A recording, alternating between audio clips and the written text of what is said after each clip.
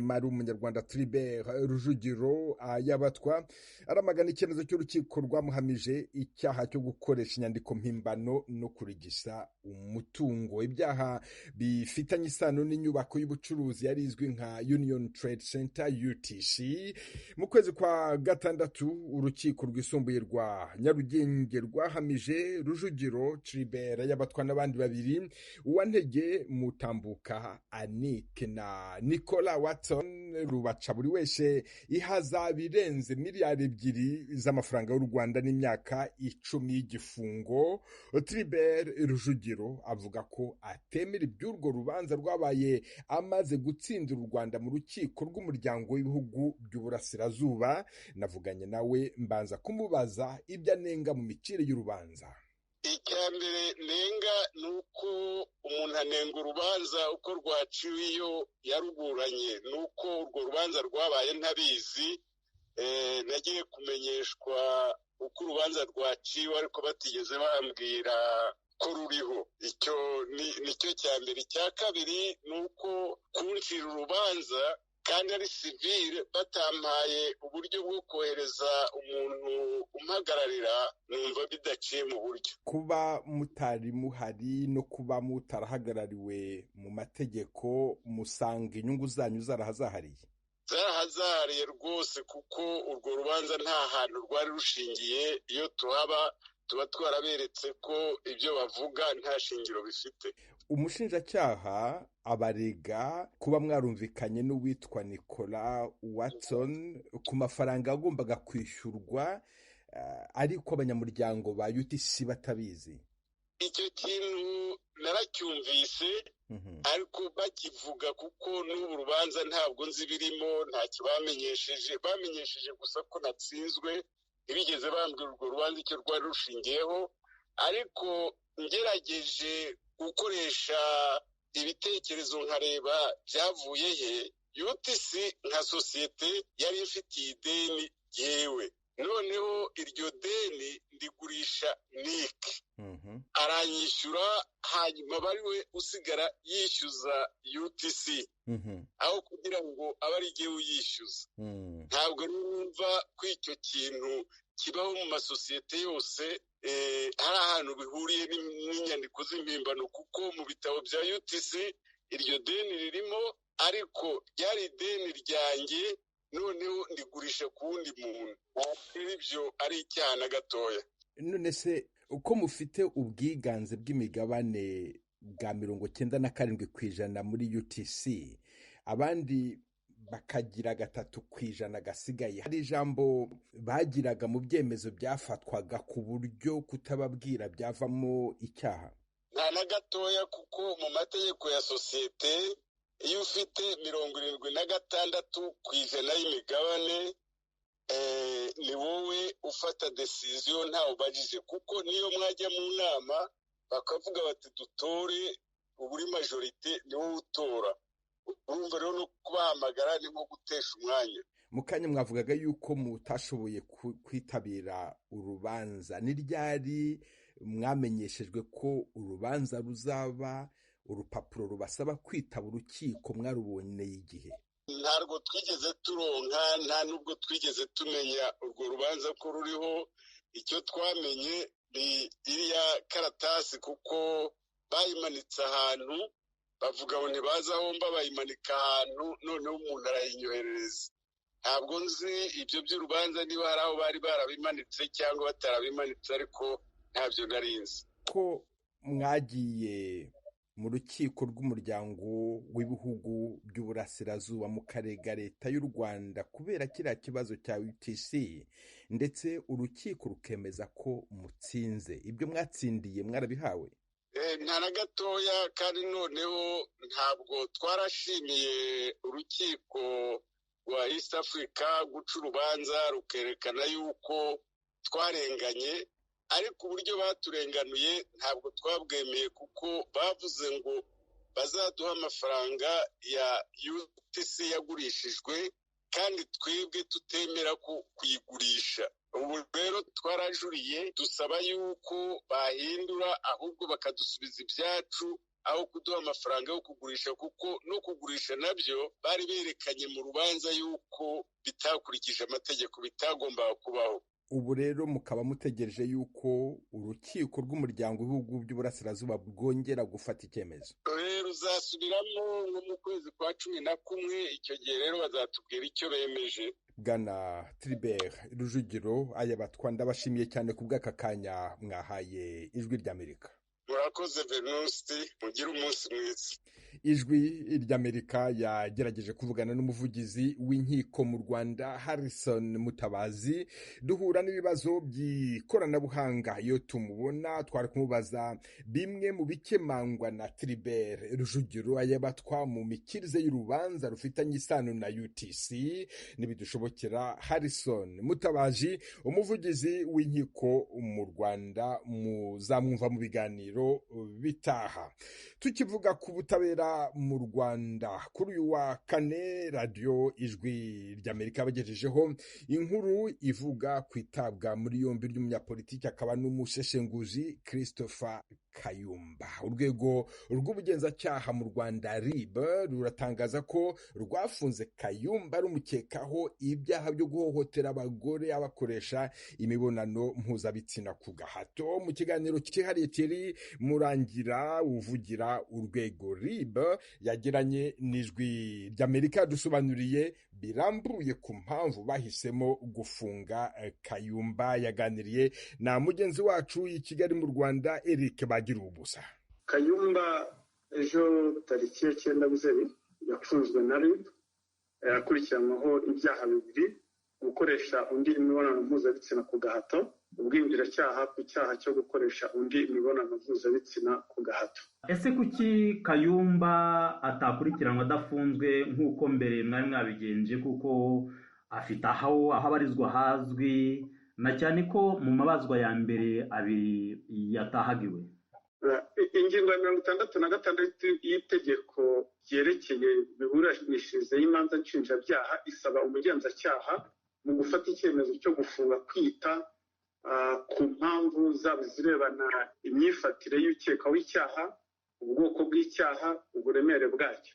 Umugenzacyaha rero yashingiye icyemezo cyo gukurikirana Dr. Kayumba afunze kubera ko ari isubiracyaha, bishingiye ku kuba Dr. Kayumba ari umuntu wagumye kurangwa n'ibikorwa byagiye bigongana n'amategeko kandi bimwe yaranabihaniwe.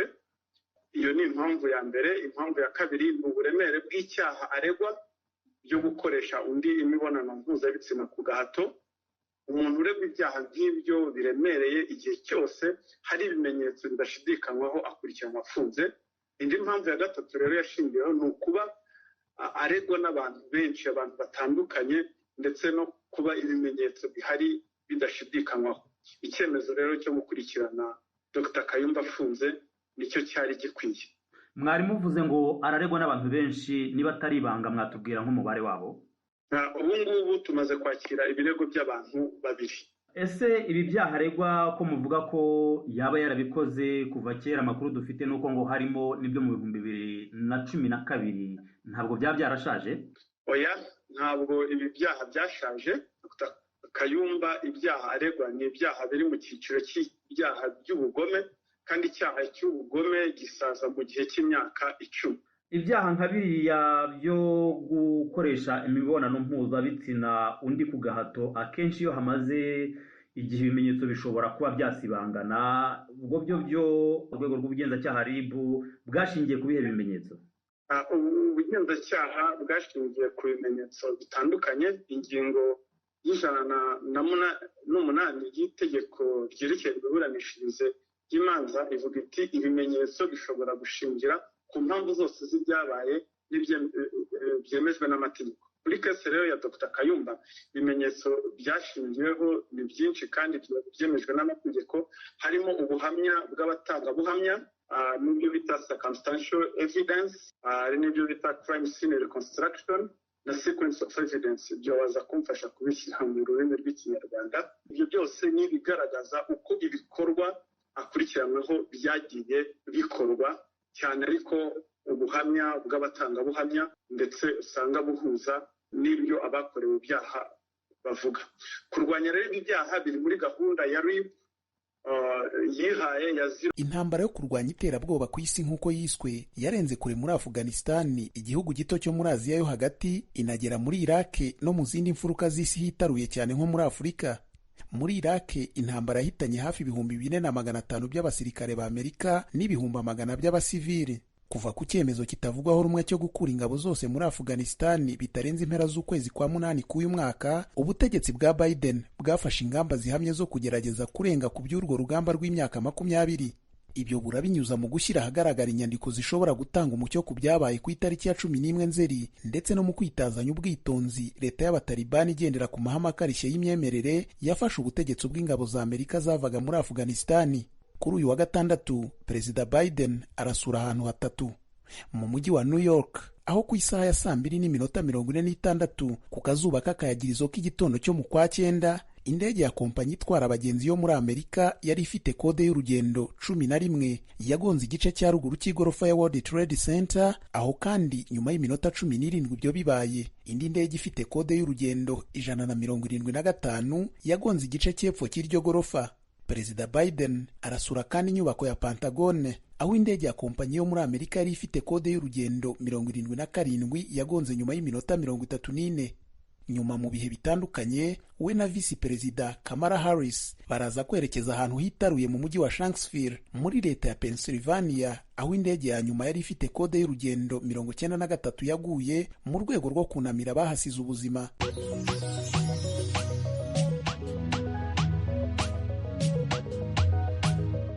Nshuti z'Ijwi ry'Amerika, uretse kuri FM musanzwe mutwumviraho, mushobora kudukurikira no ku mirongo migufi bita short waves kuri metero 25, ni ukuvuga kuri kilohertz 11,835. Buri munsi ni kuva ku wa mbere kugera ku wa gatanu, kuva saa 2:30 kugera saa 3 no kuva saa 3:30 kugera saa 4 ku mugoroba. Ku wa gatandatu ni kuva saa 12 kugera saa 12:30 ku mugoroba. Ijwi ry'Amerika kuri metero 25, kilohertz 11,835.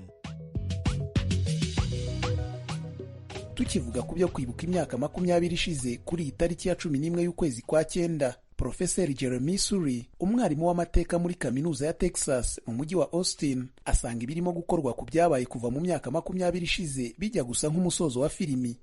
Yabibwiye Ijwi ry'Amerika agira ati, Perezida arimo gusoza ibyabaye kuva mu myaka 20 ishize. Arimo arabikora nk'umunyamateka, avuga ati dusoje icyiciro cy'ibihe, mbese nk'uko twasoje igihe cy'intambara ya kabiri y'isi. Ni igihe cyo gufata ingamba nshya mu buryo bumwe n'ubwo Harry Truman yafashe ingamba nshya nyuma y'intambara ya kabiri y'isi. Profeseri Suri mu bitabo bye wibanda ku biro by'umukuru w'igihugu na politiki mpuzamahanga ya Amerika, avuga ko abahanga mu by'amateka babona ugushyira mu gaciro muri bimwe mu byo perezida ategura muri iki gihe.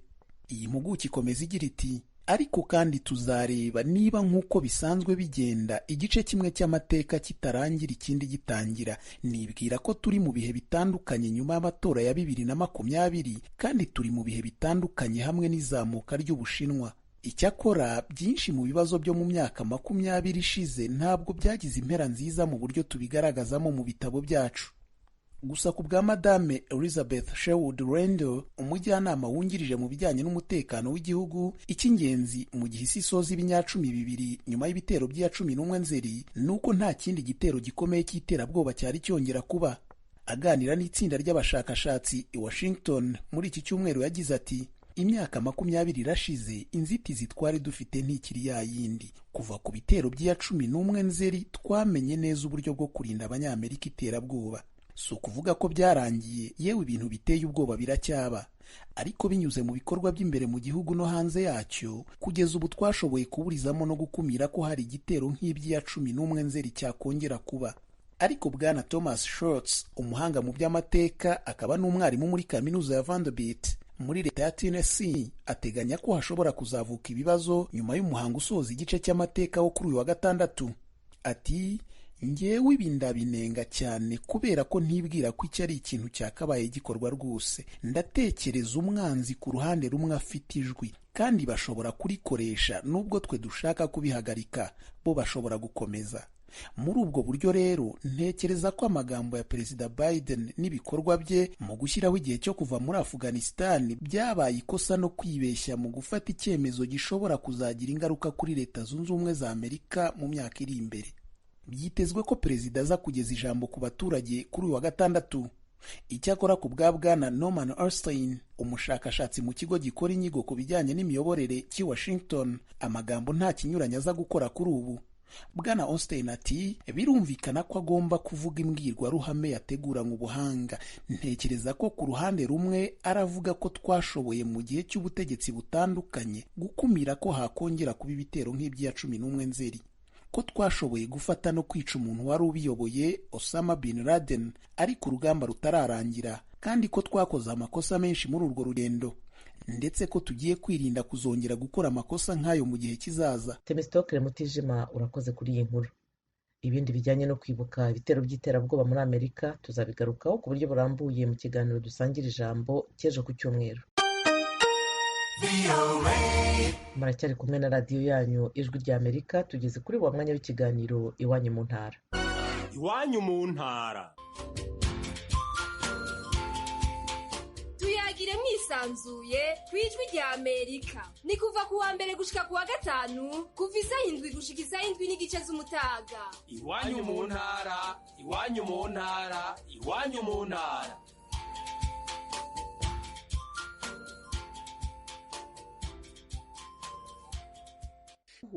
murakoze Ijwi rya Amerika kuba namwe mwaduhamagaye. Mukomeje kumva radio Ijwi rya Amerika ivugira i Washington DC mu Kirundi ni Kinyarwanda. Perezida wa Uganda Yoweri Kaguta Museveni kuri wa gatatu yahaye ikiganiro cyihariye televiziyo y'Abafaransa France 24 yumvikanisha ko leta y'u Rwanda yafunze umupaka uhuza ibihugu byombi. Bikubiye muri icyo kiganiro turagezwaho na mugenzi wacu Temistokle Mutijima. Abakuru b'ibihugu by'u Rwanda na Uganda bakomeje kwitana ba mwana ku ntandaro yo kutarangira kw'imibanire mibi iri hagati y'ibi bihugu by'ibituranyi. Mu kiganiro aheruka kugirana na televiziyo mpuzamahanga y'Abafaransa, perezida wa Uganda Yoweri Museveni yavuze ko ubutegetsi bw'u Rwanda bwafunze imipaka ari nabwo bukwiye gusobanura no gutanga igihe iki kibazo kizarangirira.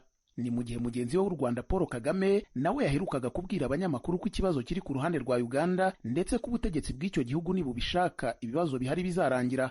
Ikiganiro cyihariye cya perezida Museveni n'umunyamakuru wa televiziyo France 24 yo mu Bufaransa cyagiye hagaragara kuri uyu wa gatatu kiribanda cyane ku bibazo by'umutekano bigaragara mu karere k'uburasirazuba bwa Afurika. Bigeze ku kibazo cy'u Rwanda na Uganda aho imipaka ihuza ibyo bihugu imaze imyaka 2 ifunze, umunyamakuru yabajije perezida Museveni niba hari icyizere ko imipaka y'ibi bihugu by'ibituranyi yafungurwa vuba. Iki nicyo bwana Museveni yamusubije. Wajya kubaza uwafunze imipaka, sinjye wafunze imipaka. Twagiranye ibiganiro duhujwe na Angola mu myaka mike ishize. Ntacyo byatanze.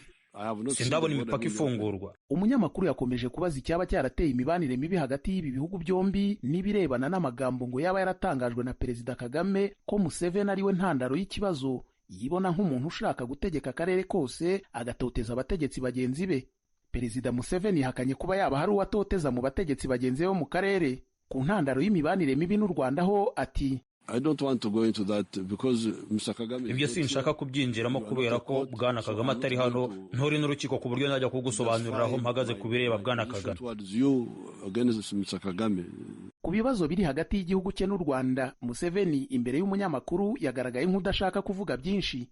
Mugenzi we w'u Rwanda Paul Kagame ubwo yaganiraga n'abanyamakuru batandukanye kuri iki cyumweru, ikiganiro cyanatambutse kuri televiziyo y'igihugu, yari yagarutse kuri iki kibazo avuga ku by'ihohoterwa rikorerwa abanyarwanda muri icyo gihugu gituranyi ari naryo ubutegetsi bw'u Rwanda bwahereyeho bufunga imipaka. Yavuze ko icyo azakora ari ugutegereza no gukomeza kubwira ababikora tubabaza atari ko ibi ni iki murabikorera iki, dushakisha uko wenda amaherezo bizarangira, ariko ntabwo byarangira kubera ko ntawe twe tubigena, ntawe twe byaturuka uko birangira. Uko bitarangira bizaturuka ku babikora cyangwa ababigena hanze igihugu cyacu, aho nta bushobozi tuhafite, ba nyirabyo nibo bazahitamo icyo bakora. Mu mezi make ashize u Rwanda ruheruka gushyirwa mu majwi ko rwaba rukoresha akamashu k'abanya-Isiraheli mu gutata abanyamakuru, impirimbanyi z'uburenganzira bwa muntu n'abanyapolitiki barimo n'abo mu bihugu bituranyi. Mu banyapolitiki bagaragajwe ko bakoreshejweho ako kamashu harimo n'abategetsi bo mu nzego zo hejuru za Uganda. Perezida Museveni abajijwe niba ibi nta mpungenge bimuteye ati byaba ari ugutigi baneka ngo bakora iki ngo bamenye amabanga yanyu. Ariko niba ngira amabanga ntayo wabasha kumenya kubera ko amabanga ari mu mutwe wanjye ntari kuri mikoro. Ibi biganiro abategetsi bombi bagiranye n'ibitangazamakuru mu bihe byegeranye bisa nk'ibigaragaza ko ikibazo cy'imibanire hagati y'u Rwanda na Uganda atari ikibazo kizarangira ejo cyangwa ejo bundi. Perezida w'u Rwanda Paul Kagame we yanabaye nk'utunga agatoki uyu muturanyi wo mu majyaruguru kwinjira mu mishinga igamije gushyira u Rwanda mu kato. Aho yavugaga ku mushinga w'umuhanda uhuza igihugu cy'u Burundi na Uganda unyuze muri Tanzania aho guca mu Rwanda, ndetse n'isanwa n'iyagurwa ry'umuhanda uhuza Kongo na Uganda wambukiye ku mupaka wa Bunagana. Urakoze Temistocle Mutijima. Tujye mu Burundi. Hashize imyaka 25 wahoze ari umushumba wa Diocese Gatolika ya Gitega Joachim Ruhuna yishwe n'inyeshyamba zarwanyaga leta y'u Burundi. Kuri uyu wa kane Kiliziya Gatolika tumije amakoraniro harimo yo gushyigikira abantu bose bafatwa nk'abakoze igikorwa cyo kunywanisha abarundi no kubunga.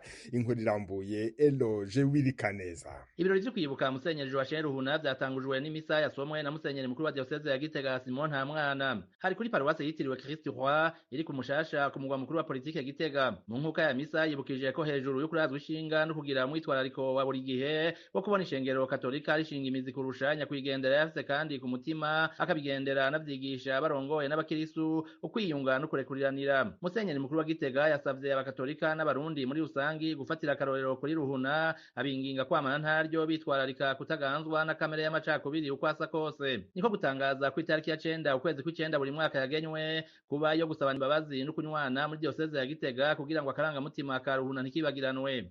Turacafitiwe umwenda twebwe twabuze, turacababajwe nuko twebwe abarundi tutarashobora kumenya uwatugize imfuvyi.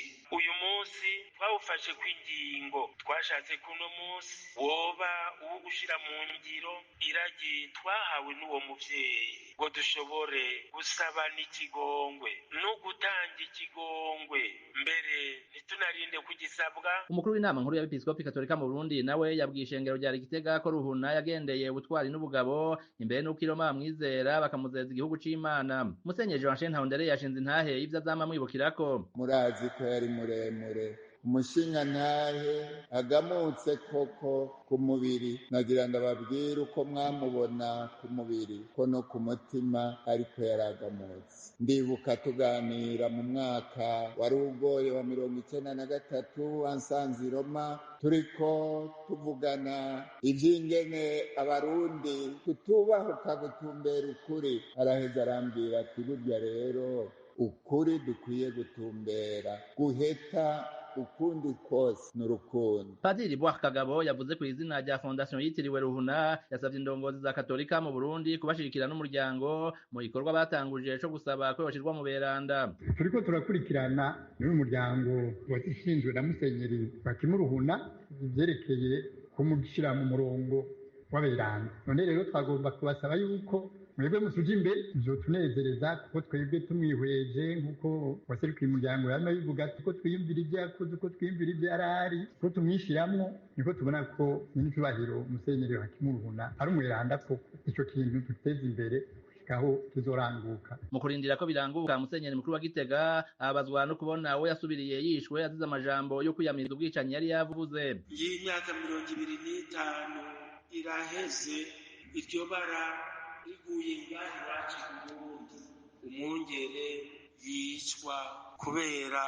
ijambo avuze, kubera inyigisho atanze. Ayo majambo yari yavuze hafubwa abatutsi bagera ku 648 bishwe n'inyeshamba zagwanya leta ico gihe hari mikambi bari bahungiyemwo muri komine Bugendana mu ntara ya Gitega kwa 25 ukwindwi 1996. Anamwe muri iyo murabe namwe mwitegereze imivyimba bene wacu irambaraga amajana n'amajana niyo vyagirije ivy'abishe nka bose n'abagore n'abana badashobora kwivuna, bari barabuze ababo muri gitugutu 93 bateshwa izabo baza gutuna muri aka gahinga, ariko abishe bo bari hehe?